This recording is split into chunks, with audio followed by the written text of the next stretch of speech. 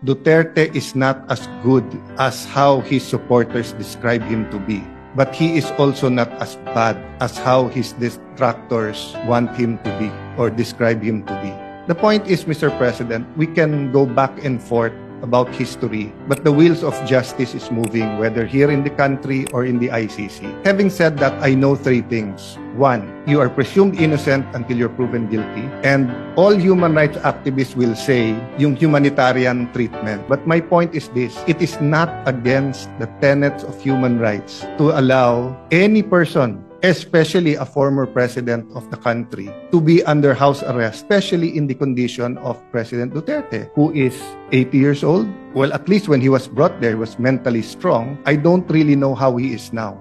Can you imagine how President Duterte is coping now? So I'll oversimplify the resolution, and I know members of the Senate, especially the minority, will also speak. No? Ang appeal lang po is humanitarian treatment, and ang appeal po is that we do it as a country. So first step ang Senate, but I'll use this podium to appeal to Malacanang.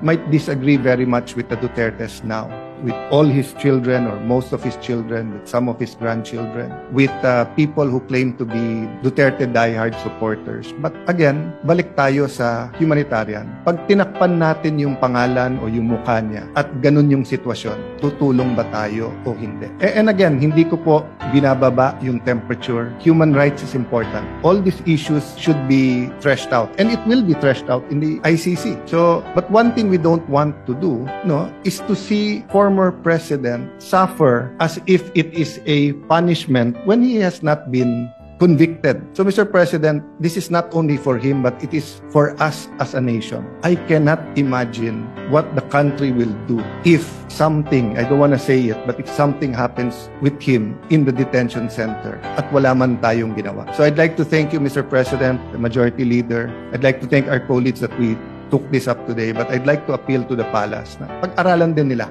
Just on the humanitarian, ang punto dito, he's a citizen of our country, he's 80 years old, he needs medical attention, he needs his family, he needs people to talk to. So thank you for this opportunity, Mr. President, and may I defer naman to the Majority Leader who will also sponsor this measure. Thank you, Mr. President.